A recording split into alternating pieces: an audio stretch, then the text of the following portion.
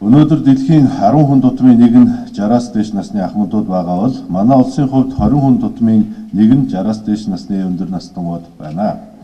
Монгол улсын хүн амын насны бүтэц өөрчлөлтөд орж дундаж наслалд уртс байгаатай холбоотойгоор ахмад насны тоо 20 жилүүдэд 2 дахин өсгөр байна. Манай улс орны эдийн засаг хүндрэлтэй байгаач бид ахмад насны амьдралын чанар, аж байдлыг сайжруулах, хөгжил оролцоог дэмжих, үйлчлэгээ авах боломжийг нэмэгдүүлэх бодлогод онцгой анхаарч, үр дүнг нь ахмадууд манд хүрдэх бодит ажлуудыг 2016-аас 2020 онд хэрэгжүүлэхээр засгийн газрынхаа үйл ажиллагааны мөрийн хөтөлбөрт тусгасан болно. Монгол улсын засгийн газрын санаачлагаар ахмад насны тухай болон алдар цолтой ахмад насны төрөөс нэмэгдэл хөнгөлөлт олох тухай хуулиудыг улсын хурлаар хэлэлцүүлэн батлуулад байна. Ахмад насны тухай хуулиар ахмад насны эрхийг баталгаажуулсны дээр тэдэнд чиглэгдсэн олон шин төрлийн үйлчилгээг бий болгож насны хишиг олгохоор болсон. Засгийн газар уг хуулийн хэрэгжилтийг хангах бэлтгэл ажлыг богино хугацаанд хангаж үйлчилгээг хүндрэл чирэгдэлгүйгээр хүргэх бололцоог олгохоор ажиллаж байна. Түүнчлэн асрамж нөхөн сэргээх сувллын өсчлөн төвүүдийг цогцлбор байдлаар бий болгоход гадаад дотоодын олон улсын хандивдагч байгууллагуудын хөрөнгө оруулалт, ялангуяа хувийн хвшлийн аж ахуй нэгж байгууллага иргэдийн хүч нөөц оролцоог дэмжиж ажиллах болно. Өнөөдөр ахмад насны хөдөлмөр эрхлэлтийн асуудал чухлаар тавигдах болсон. Ахмадууд маань нэг талаас төрийн халамж хамгаалтанд байх нь зайлшгүй боловч нөгөө талаас тэдэнд манай улсын хамгийн туршлага, мэдлэг хуримтлуулсан ажиллах хүчний нөөц байгаа билээ. Та бүхэн оюуны хөдөлмөр эрхлэх асар их туршлага нөөц байна. Хойчуу үр хүүхдээ зөв хүмүүжүүлэх арга ухаан, амьдралын туршлага байна.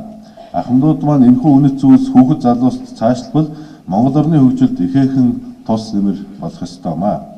Засгийн газраас ахмадын зөвлөх үйлчилгээ үндэсний сүлжээг бий болгон зохион байгуулж, ахмадуудаар байгууллага хүмүүст зөвлөгөө өгөх ажлыг гэрээгээр төр хугацаагаар хийлгэх, ахмадууд амьдралын ариун мэдлэг туршлагыг залуустайгаа хуваалцах, тэдэнд өвлүүлэх боломж өргөдүүлэхийг дэмжин ажиллах болно.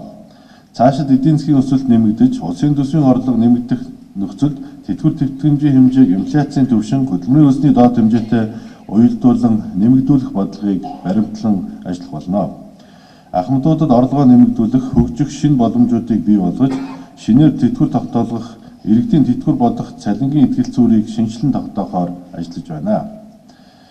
Азаа бурлуу та бүхэн маань хурд насаж удаан жаргаж, үр хүүхэд болон төр улстай түшиг болж явахын өлзийтэй өрөөлийг өргөн дэвшүүлж байна. Ахмадынхаа үндэсний чуулганы үйл ажиллагаанд амжилт хүсье.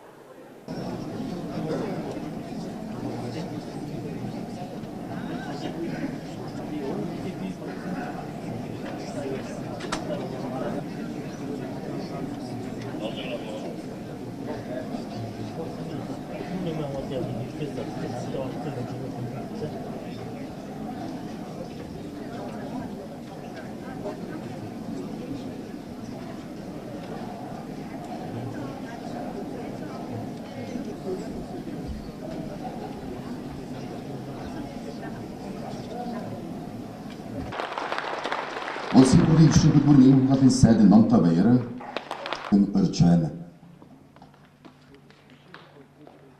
Өнөөдрийн мэндийг хүргье.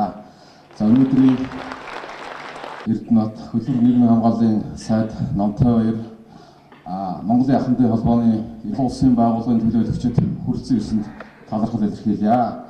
улсын хурал нь одоо тулгамдж байгаа төр засагтаа хэл шийдвүлэх олон чухал асуудлууд байгаа гэж бодож байна. Энэ бүгдийг 215 төлөөлөгч, за төрийн байгууллага болон олон улсын байгууллага, за төрийн байгууллагчны 85 жилийн он хүрээнд зохион байгуулагдаж буй үндэсний хаархан эх орныхоо ирээдүйн эзэдийг удам угсаа өв соёлын тусгай тогтнолын ордонд хэлсэн үгэндээ эзэн богд Чингис хаан 2 удаа олгохоор болсон. Олгож буй хишгийн хэмжүүлж жилийн 18% байсан зээлийн хөв нэмэгдэл хөнгөлөлт олгох тухай хуулийг хэдхэн хоногийн өмнө нийгмийн амьдралд бүрэн дүүрэн оролцох, өөр таарсан хөдөлмөр эрхлэх ёстой гэж үзэж байна. Нөгөө талаас төр ёсны